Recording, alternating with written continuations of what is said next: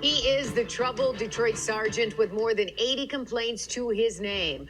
A 7 Action News investigation sidelined him from patrol duty. And now we're breaking even more news about his history that took Detroit police by surprise. The sergeant has been taken to court more than a half dozen times, and it's cost taxpayers a small fortune in settlements alone. One case is being litigated right now, but the city insists no wrongdoing. Tonight, 7 investigator Ross Jones continues his deep dive into this concerning alleged pattern of behavior. And brings us part 2 of his investigation. He seems to be a frequent flyer. Attorney David Robinson is talking about Sergeant Stephen Koo.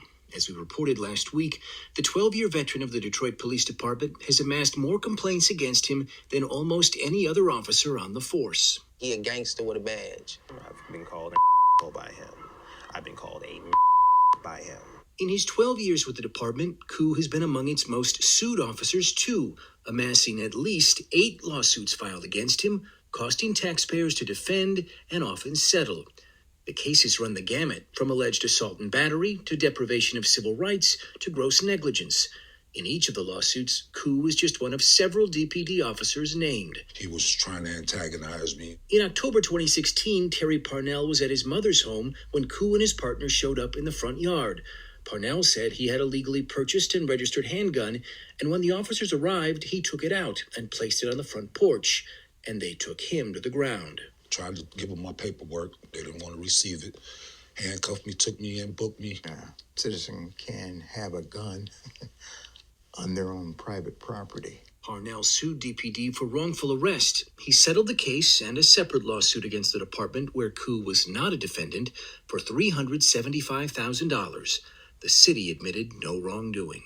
Their job is to protect and serve, not abuse. Lisa Ingram and her family say they were in their driveway when Officer Koo and his partners arrived to conduct a raid on their neighbor's home. So you had nothing to do with the raid? No. You just lived next to the raid? Right.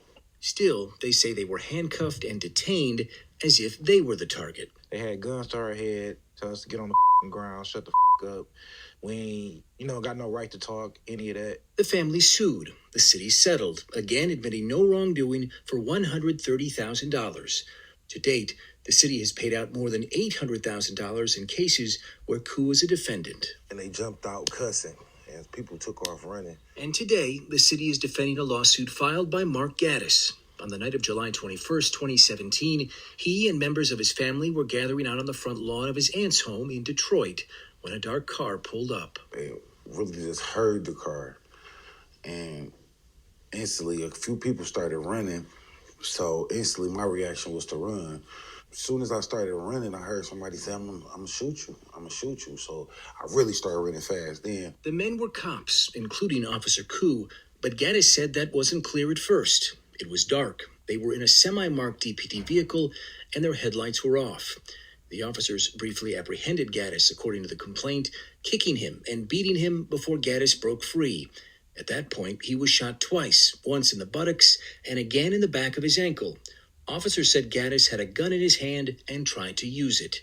He was taken to the hospital in temporary serious condition. I woke up in the room. They just kept trying to make me say I had a gun, and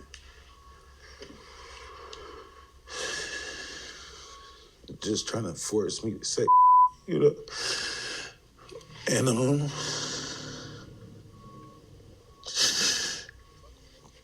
that's what happened that night, Gaddis would be charged with 11 felonies, including assaulting a police officer. Did you have a gun that night? No, sir.